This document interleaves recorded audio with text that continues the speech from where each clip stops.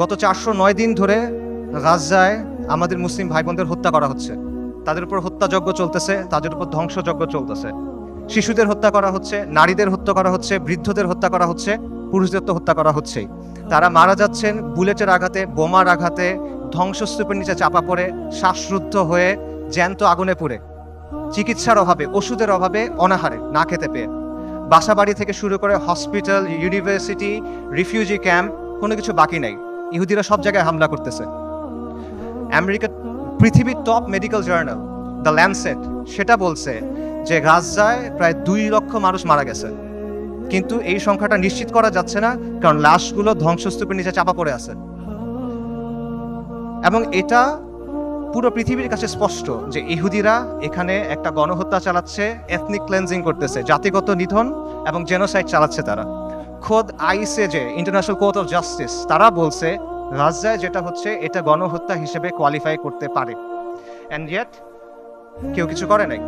এটা সবার চোখের সামনে হচ্ছে। এটা কোনো পাথরের নিচে হচ্ছে না, কোনো গর্তের ভিতরে হচ্ছে না, কোনো অন্ধকার কোনায় হচ্ছে না। এটাকে বলা হচ্ছে the world's most televised genocide. এটা লাইভ স্ট্রিমিং হচ্ছে, আপনি চোখের সামনে দেখছেন কি হচ্ছে, আপনি লাইভ আপডেট পাচ্ছে, বা কি কেউ কিছু করে নাই। আন্তর্জাতিক আইন, মানবাধিকার, আন্তর্জাতিক সম্প্রদায়, জাতিসংঘ কেউ কিছু করে নাই। তারা এখানে নিষ্ক্রিয় দর্শক। আর পশ্চিমা বিশ্ব, আমেরিকা, ইউরোপ, তারা সক্রিয়ভাবে এই গণহত্যায় মদত দিচ্ছে।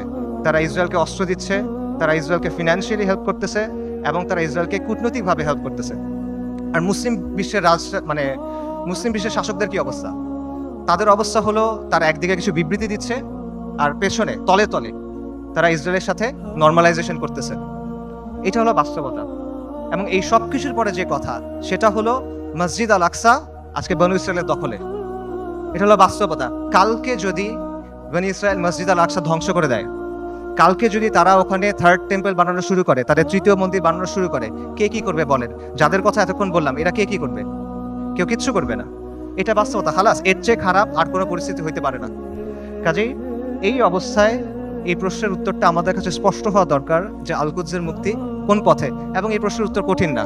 এই প্রশ্নটাও সহজ, প্রশ্নের উত্তরও সহজ। আল্লাহ আজ্জা ওয়া জাল কোরআনে এই প্রশ্নের উত্তর দিয়ে দিয়েছেন। আমাদের ইতিহাস থেকে এই প্রশ্নের উত্তর স্পষ্ট, এবং এই সময়েও, এই যুগেও, সাম্প্রতিক সময়েও এই প্রশ্নের উত্তর অনেকে আমাদের কাছে স্পষ্ট করে দিয়েছেন। কিন্তু স্পষ্ট উত্তর, সহজ উত্তর আমরা সহজে মানতে পারি না। উত্তর অনেক সহজ, উত্তরটা নেওয়া কঠিন। সো এই জন্য এই প্রশ্নের উত্তরটা স্পষ্ট করা দরকার। আল কুদসের মুক্তি কোন পথে, এই আলোচনাটা ঢুকার আগে কয়েকটা বিষয় একটু ক্লিয়ার করা দরকার। একটা বিষয় হলো যে শত্রুর নির্মমতা বা শত্রুর নিষ্ঠুরতা, এটা আসলে এখানে মূল সমস্যা না। কারণ এর চেয়েও নির্মম, এর চেয়েও নিষ্ঠুর ঘটনা আমাদের ইতিহাসে ঘটছে, এই উম্মার সাথেই ঘটছে। প্রথম ক্রুসেডের কথা চিন্তা করেন, যখন ক্রুসেডাররা জেরুজালেম দখল করে নিল 1099 সালের জুলাইয়ের 15 তারিখ, আজকে থেকে 925 বছর আগের কথা। খ্রিস্টান ইতিহাসবিদরা লিখছে যে তারা এমনভাবে ম্যাসাকার করছে যে রাস্তায় কিছু কিছু জায়গায় পায়ের গোলারি পর্যন্ত মানুষের রক্ত ছিল, আর কিছু কিছু জায়গায় রক্ত ছিল হাঁটু পর্যন্ত, মুসলিমদের রক্ত। এবং তারা জেরুজালেম পর্যন্ত যাওয়ার সময় যতগুলো শহর পার হয়েছে, প্রত্যেকটা শহরে ম্যাসাকার করছে, রেপ করছে, লুট করছে, আর্সন করছে, আগুন লাগাই দিছে। এবং এখানেই শেষ না, তারা ক্যানিবালিজম করছে। ক্যানিবালিজম বুঝেন? মানুষের মাংস খাওয়া। এটা ঐতিহাসিকভাবে প্রমাণিত। সিরিয়ার উত্তর পশ্চিমে একটা শহর আছে আল মারাতুন নুমান। এই শহরে 1098 সালে খ্রিস্টান হিস্টোরিয়ানদের লেখার মধ্যে আসে যে তারা মুসলিমদের লাশ সিদ্ধ করে খাইছে, বড়দের লাশ, প্রাপ্তবয়স্কদের লাশ, এবং শিশুদের লাশ স্পিড রোস্ট করছে। স্পিড রোস্ট মানে বোঝেন? একটা বড় লোহার শিক থাকে, সেই শিকের মধ্যে একটা জন্তুকে এফর ওফর করা হয়, মনে করেন একটা কবুতর বা একটা মুরগি। তারপর এটা আগুনের উপর ঝুলানো হয় শিকটা, তারপর এটা ঘুরানো হয়, তখন আগুনটা ঝলসায় মাংসটা রান্না হয়। আপনারা অনেক সময় দেখবেন যে গ্রিল চিকেন এভাবে রান্না করে। এইভাবে মুসলিমদের শিশুদের রান্না করে খাইছে। আমি বানায় বলতেছি না। ক্যানিবালস অ্যান্ড ক্রুসেডার্স একাডেমিক পেপার আছে, খুঁজে দেখেন, সেখানে প্রাইমারি সোর্স দেওয়া আছে, 12টা খ্রিস্টান সোর্স থেকে এটা প্রমাণিত। এই ঘটনা আমাদের সাথে ঘটছে। তাতারদের কথা চিন্তা করেন, বলা হয় যে মঙ্গলরা যখন বাগদাদ আক্রমণ করছিল 40 দিন পর্যন্ত মুসলিমদের হত্যা করছে। দজলা নদীর পানি লাল আর কালো হয়ে গেছে।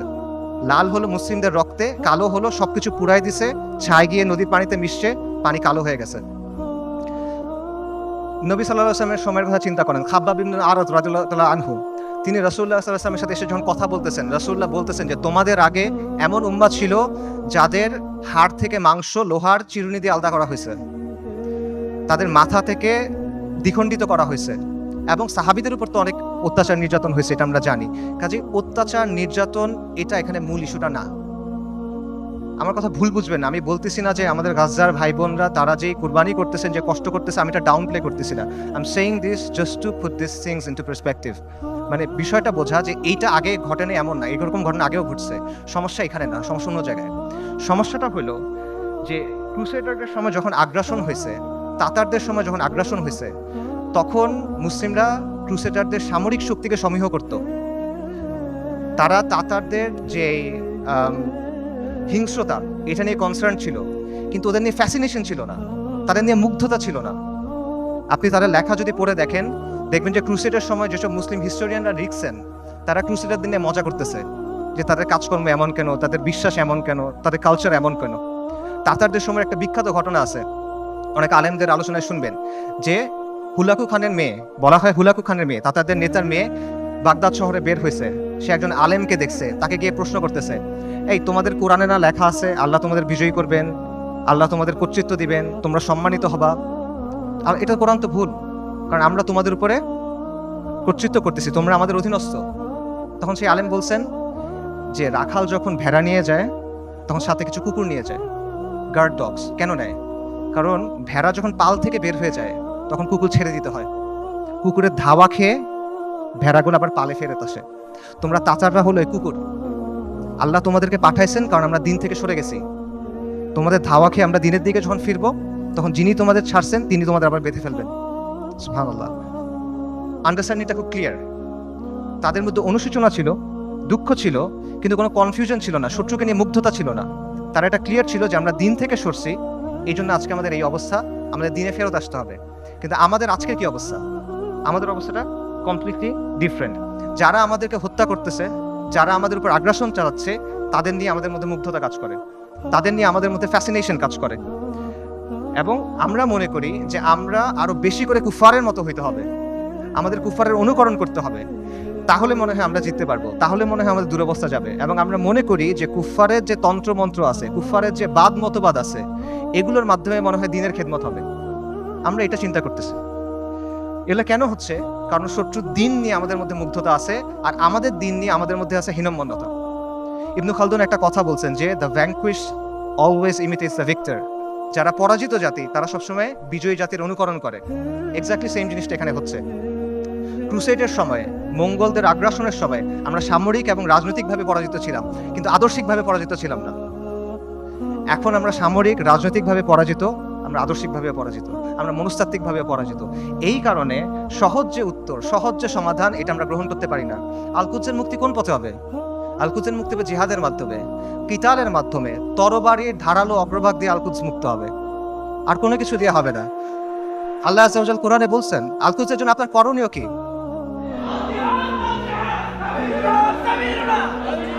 আল্লাহ আযজা ওয়া জাল বলছেন কোরআনে আল-কুদসের জন্য আপনার করণীয় কি? সূরা নিসার আয়াতটা আমি পড়ছি, ওয়া মা লাকুম লা তুকাতিলুনা ফি সাবিলিল্লাহ।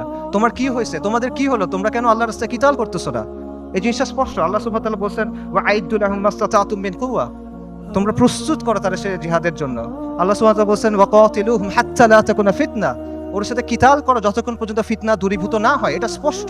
আল-কুদস উমর রাদিয়াল্লাহু আনহুর সময় কিভাবে ফাতা হয়েছে, আল-কুদস সালাহউদ্দিন আইয়ুবীর সময় কিভাবে ফাতা হয়েছে, এগুলোতে মানে জটিলতার কিছু নাই, এটা স্পষ্ট উত্তর। কিন্তু এই উত্তরটা আমরা নিতে পারতেছি না, এবং আমাদের মধ্যে কনফিউশন আছে। ঠিক আছে, জিহাদ হবে, জিহাদটা কিভাবে হবে?